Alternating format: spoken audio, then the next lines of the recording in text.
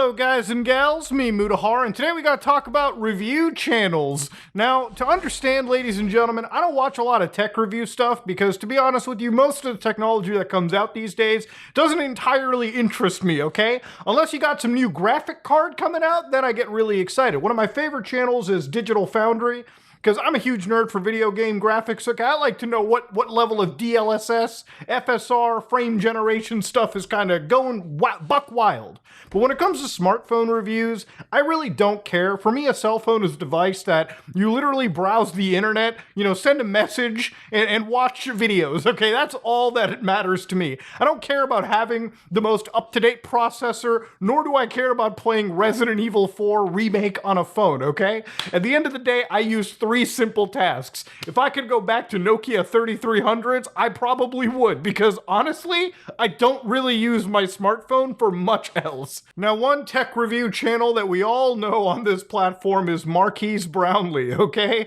Not Mark-ass Brownlee, I'm watching you, Will Smith. iRobot 2 better be a thing before I die, but ladies and gentlemen, Marquise Brownlee is somebody that's been on this platform for a long time, 18 million something subscribers, and one of my favorite videos is when he had the Escobar fold phone, showing that tech reviewers can sometimes cross into the path of violent drug cartels, or ex-violent drug cartels in this day and age. Wild stuff indeed. Watch that video, absolutely one of the best reviews on the platform.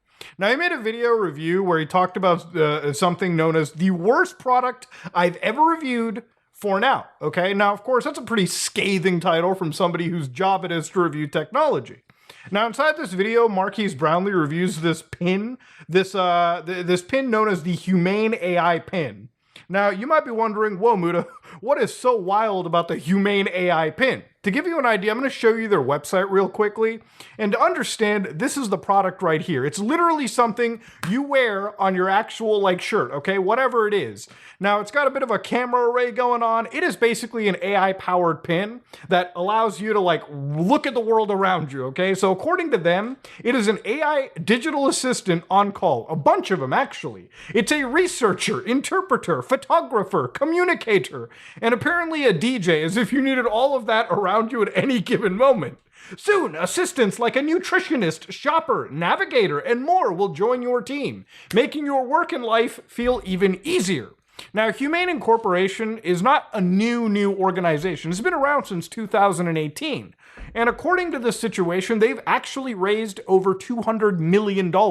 And they've got some pretty big investors. You've got Microsoft, you've got Qualcomm, you've got big names like Sam Altman, you've got partnerships with OpenAI. This is something that was, I guess, poised to be one of the biggest AI wearable tools imaginable.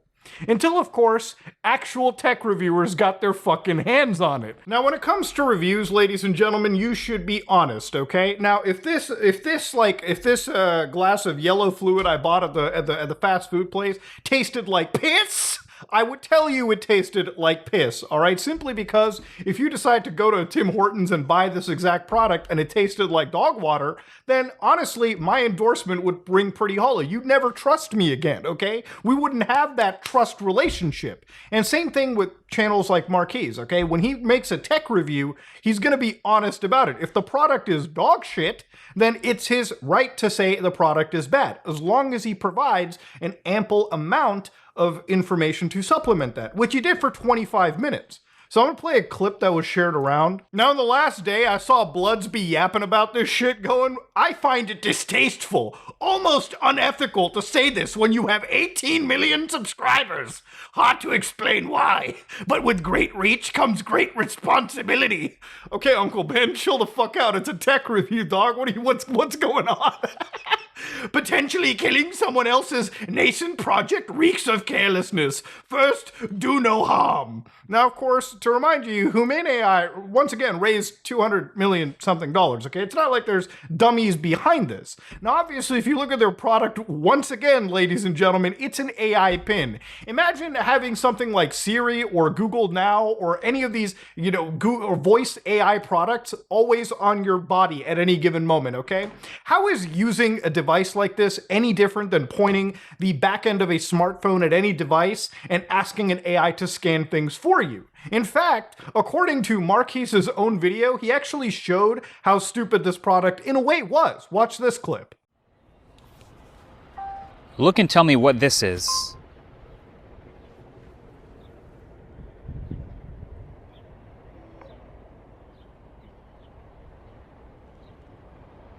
Or I'll just do this, I guess. Ah. It's a Cybertruck. The photo is of a Cybertruck, an electric pickup truck produced by Tesla.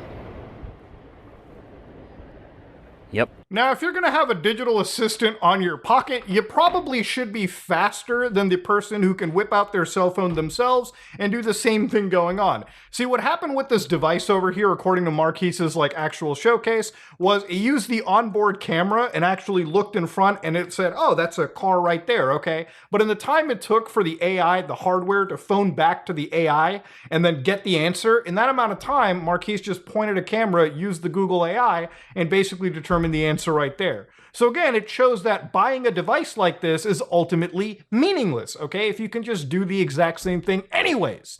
And you might be like, well, Muda, what if it's like a $50 device? No. The starting price on this bad boy is $700 US, by the way, okay? That involves the AI pin, the battery booster, the charge pad, the USB-C, everything imaginable. And of course, you get unlimited AI queries, talk, text, data, and cloud storage. You might be like, whoa, $700 for that? Ooh, that sounds kind of weird, Muda, but maybe it pays for it back. Hold on. It also needs a subscription service, okay? So to use the AI, which I assume it's probably like a licensed chat GPT kind of thing going, right? Well, because here's the thing, it's not locally processing anything as far as my understanding goes. According to Marquise's own review, it had to look at a Cybertruck, take a photo of it, send that information back home, all right, to a server. That server processes it, then sends back the results to this device. It's not like it's locally processing anything. So this subscription costs $24 a month, okay? That's before taxes and fucking fees, okay? So may I remind you guys, not all products deserve to succeed, okay? This is a dumb product from the get-go. The only use case scenario I actually see out of this product is one thing only. Old people. See, unless you're like an old person where your eyes are going out, or maybe not everyone is there for you at every given moment and the world is evolving around you, having a little pin that auto captures a photo and relays information in real time like that is cool. The barrier of entry to AI is reduced. But see, that's the only use case right there. Marquise is not collecting social security checks as far as my knowledge goes. Neither are most people watching any of our channels. So for us, looking at a product like this, it holds no actual weight to it. Unless this was like Life Alert AI, okay? Then the whole story would be different. But see, this is a dumb product, simple through and through. That's the whole story I want to bring back for you. Now, I guess the problem with Blood yapping over here is, why didn't you use the same sensationalist title on Twitter? To be honest, the YouTube title was clickbait.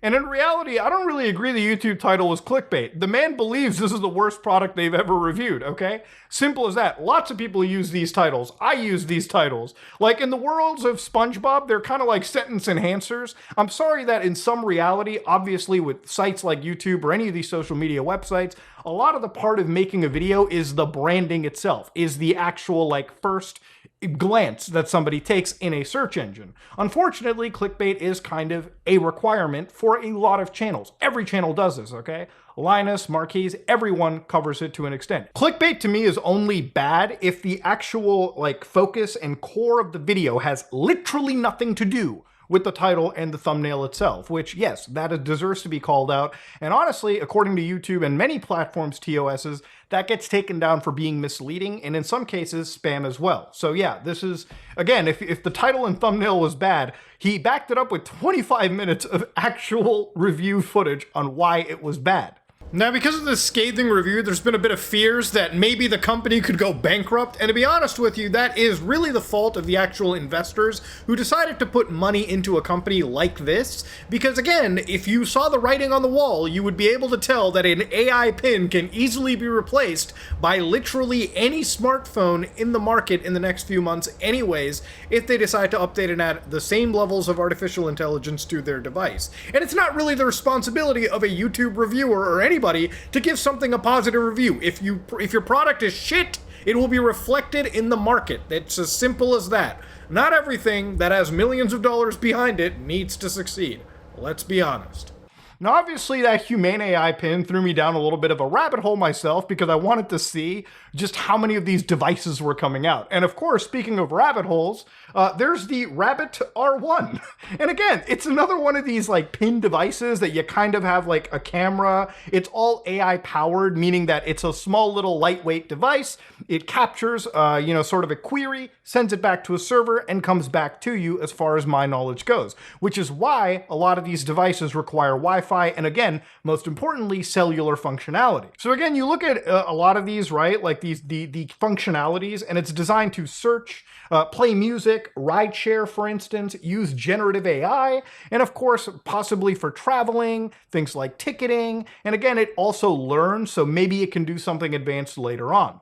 One of the things that somebody had brought up on the Reddit was literally, could it be used for something like Ubering, for instance? So instead of whipping out a cell phone, you type in a location and then you Uber it, right? Like you open the Uber app, you type in the address, you book the thing. What this apparently can do is you ask it, give me the cheapest Uber or rideshare to like location A. And I guess it'll do everything for you, which sounds really neat on paper. But again, it's one of those things where I don't think most people would choose to purchase a device solely for that digital AI assistant. Okay, I don't think it's used that much. Now, to be honest with you, these devices are kind of like meaningless because ultimately it's not as if Apple, Google, Microsoft, or any of these companies that manufacture smartphones and smart tablets and computer devices aren't going to shoehorn AI in it anyways. We're literally, I'd say, a year, an iOS upgrade away before Apple gets Siri a massive AI update, meaning that at one point, whatever these devices are capable of doing, your Apple iPhone or your Apple Watch will soon do for you anyways. And those devices have a lot more functionality than a goddamn AI pin anyways. Same with Google, same with anyone. What Marquis showed you with his camera and taking a photo of the Cybertruck is partially one of the reasons why I don't even have things like an Amazon Alexa or a Google Voice. A, I value privacy, but also, why would I choose to get a microphone inside my house for something that I could hold one button down on my phone and just ask anyways? These are things, some devices, some products just don't deserve to even have buyers. They are pointless products to begin with, and I'm sick and tired of sitting here and pretending that we have to be nice to every CEO and fucking startup imaginable. Sometimes your product is fucking stupid, and if the audience reviews it as stupid and the audience doesn't buy it, that's just the market correcting itself, brother. God damn. Now, I've been reading an actual a report from the Forbes. They actually had discussed a research paper from Cornell University and Apple in regards to a multimodal LLM. So again, a LAM or a large action model, and a lot of this AI stuff is slowly being talked about when it comes to Apple. And again, it's already a part of a lot of Android devices anyway. So Google has it from their end and their services. And this could benefit like AI-powered Siri devices in the future. So again, it's only a matter of time before these smartphones that are already in your hands do the exact same thing, roughly, as these AI pins or these wearable AI agent or assistants, become. Now, of course, Marquis threw himself into some more hot water with those reviews, which actually makes me a Marquis viewer because this is not one that I knew about. This is like a mind-blowing situation. So there's a car brand known as Fisker, okay? And I actually, I believe I even put like money down to buy one of these because I thought they were interesting looking cars. Until I went to a showroom in California and I sat in one of these and I was like, whoa, this thing is not that great for the price. First off, it's got this shitty solar roof design, which is like, you gain maybe 5 miles a month in your car's range, but your car looks like an entire solar roof. It's literally, there's no point of having a moon roof, if anything. The other reality of it is when you buy a car for thousands upon thousands of dollars, the onboard software should not be laggy, okay? My experience, the demo showcase was laggy, and that was one of the reasons why I said, whoa, that is a bullet dodge, so to speak, right? God damn. Now, of course, this car is in a pretty scary situation because they've been going through a crap ton of layoffs. At the beginning of this year, apparently they were laying off 15% of its workforce, and they actually warned investors that there is a substantial doubt it will have enough cash to make it through 2024. So yeah, it's not looking too good for this company. And I looked into why they weren't doing too good. And a lot of people said that Marquise's review a month ago, which got 5 million views, apparently caused some real schism. In fact, Fisker even knew about this review coming out, and they were trying to tell him, wait for a software update, to which Marquise is like, I ain't waiting, bitch. I'm reviewing this thing as it is. And I watched this review as well, and it wasn't even that scathingly bad, if anything. He was very critical of the vehicle, as he should be anyways, especially when you're reviewing a product. Like I said, when you are a reviewer on the internet, your only relationship is between you and the viewer and the trust you have between them. It's not between companies. If they were, then you're not necessarily an online personality, you're just another advertising wing, okay? This is why, if we ever get a product here, right, like I have an Apple Vision review, yes, it's coming. I'm just not gonna review it like every person on the internet who used it for 20 minutes, and it's like, wow, this thing is crazy. I wanna actually use it for like over a month to get an actual use case out of it, get some footage, and talk about it pretty extensively. Because I do have a passion for covering some of these things, especially VR stuff. Shit, I used to sleep in Minecraft, for crying out loud. So yeah, these are things that are important to me, and when covering it, you have to think about being honest, because ultimately it's the ethical thing to do. But if you are obviously reviewing products for the audience, you don't want your audience to think this guy's just going to shill every single product that comes their way. No, if you're dishonest, people will not watch you. So what's more important, even financially, if you think about it, being honest and having a sizable fan base, or getting a bag from one company that may not even exist at the end of the year? So what's wild about this situation with Fisker is, even before this review came out, what I saw was one of their engineers who contacted one of the people who loaned their car over to Marquise for this review. And this phone call, 6 minutes of it, we're not going to watch it all, but it is actually insane. Listen to some of it. Good morning, George. How are you, sir? Good, good. Who's this? My name's Russ Whitlow. I work for Fisker. Oh, okay. How can I help you? Well, can I pull your fingernails out as part of an inquisition? I've got to ask you a couple of questions, if you don't mind. No problem. What's going on? So you sold, or how many Fiskers have you bought so far? So at this moment in time, our protagonist realizes, oh shit, I'm getting a call from what, like one of the head field engineers? Not looking too good. So then they start to basically press this guy for information about Marquise. So listen to this, it gets even wilder. So you sold, or how many Fiskers have you bought? Would it be appropriate for you to share the VINs with me? So we have a customer who we believe bought a car from you who's blowing up social media, and we're trying to track him down. That's so MKH. He's a famous guy. It's MKHBD. What's going on? He's blowing up social media. He's got all the senior management from Gita Fisker down. Because he's talking crap on the Fisker, right? Bro, this guy's just like blood. Dude, okay. You know, if you're a tech reviewer, you can only strive to be big enough so that the company you're actually criticizing watches your video in the fucking boardroom. It's insane that they're trying to press this guy for information about it, when in reality, I watched all that review, even the follow-up that he made like a few days ago, and it was about as honest as you can get. It was a vehicle that honestly was missing the mark in a million places. And instead of shooting the messenger and thinking, damn, we should be mindful of these big giant CEOs in these companies and your feelings. No, in reality, if you make a crappy product and people get their hands on it, I would rather watch a tech reviewer that actually criticizes the product. Again, it doesn't have to be overly negative or overly positive. Just honesty is all you ever want, right? Like, for instance, if I buy like a graphics card, which I do every year, right? Whenever they release new stuff, I'm not gonna buy, one of the rules that I have when I buy products is it can't be a sponsorship, right? Like, for instance, the Apple Vision Pro, right? Like the headset. We would never have accepted it had it come from Apple. One of the rules that I have, usually with any of these sponsorships, and the very rare exceptions in the sense that, you know, we actually have to get a product from the company because maybe it's not released, is spend your own money. Everything that I've ever bought for this channel has been a financial detriment to me, okay? If I buy a RTX 4090, if I buy the Apple Vision Pro, it's money that goes out of my pocket. It's money that in a lot of cases I really am not even able to properly write off either, too, just because of the complexities of tax law and how much that product can be used. But it's not about getting the money back or doing anything in that nature. It's the matter of taking the same hit that you take in buying a product. And I personally believe your perception of a product is also judged by how much it financially hurt you, right? Like if I got an Apple Vision Pro for free, I would put that headset on and say, wow, this thing looks fucking amazing. It's great.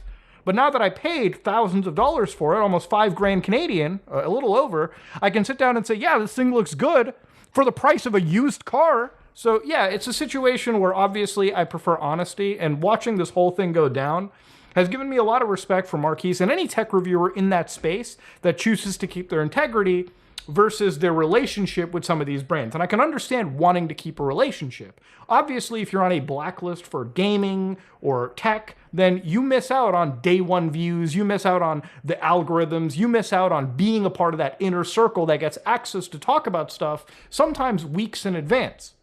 But if that's what separates you from being an advertising arm or a real personality, then sometimes I think no matter what the loss is, it's worth taking, just for the relationship you have with the fans. But that said, ladies and gentlemen, this is me, Mudahar, and yeah, it's been a wild last couple days that I've been watching it, man.